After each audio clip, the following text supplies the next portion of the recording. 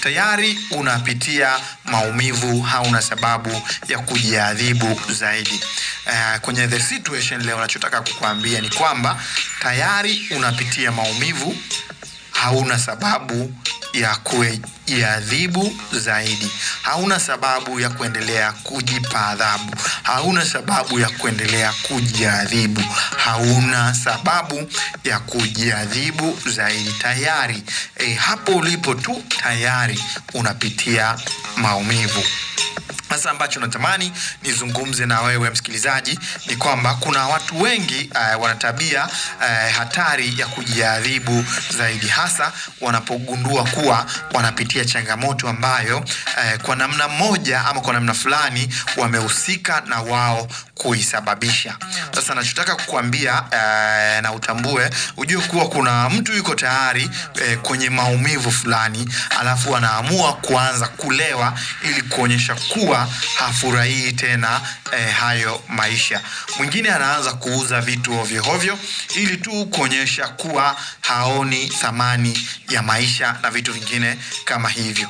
Tayari ndugu yangu, tayari msikilizaji wangu, tayari rafiki yangu, tayari mpendwa wangu, tayari upo kwenye maumivu. Hauna haja ya kujiongezea maumivu mengine zaidi. Hayo maumivu ambayo unapitia hivi sasa, hicho kipengele ambacho unakipitia hivi sasa kinatosha. Hauna sababu ya kujiongezea maumivu mengine zaidi, kwa sababu utakapojiongezea maumivu mengine zaidi, unazidi kuhatarisha maisha yako zaidi na zaidi. Sasa nini ufanye ikiwa tayari uko kwenye situation yenye maumivu makubwa zaidi? Sasa tumia muda huu kutafakari. Tumia muda huu kupata masomo yatakayokusaidia huko mbeleni. Tumia muda huu kujipanga upya. Umeshaachwa, tumia muda huu kutafakari. Umekataliwa na ndugu, jamaa na marafiki, tumia muda huu kupata masomo yatakayokusaidia huko mbeleni. Umefukuzwa kazi, umedhulumiwa, umefanyiwa kitu chochote kibaya, tumia muda huu kujipanga upya. Ambacho hutakiwi kusahau ni kuwa hakuna maumivu ambayo hayana mwisho.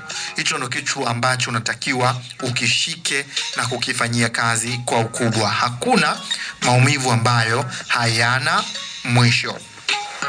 Njia rahisi ya kufanya maumivu yako yafike mwisho ni kuyakubali kwamba yamekupata. Yaani umeingia kwenye situation ambayo imekuvurugia mpangilio wa mambo yako namna ambavyo yanaenda. It's either ulijichanganya kuingia kwenye wrong relation, it's either umefukuzwa kazi kwa hiyo hauna tegemeo lingine, it's either umedhulumiwa kitu ambacho ulikisotea kwa muda mrefu, ni umepotelewa na ndugu ambaye umempenda sana na pengine alikuwa anakufaa sana kwenye baadhi ya maeneo kwenye maisha yako. Unachotakiwa ukifanye ni kuyakubali kwamba yamekupata. Ni kukubali kwamba hiyo hali imekupata. Ukiendelea kuyakataa, basi yatazidi.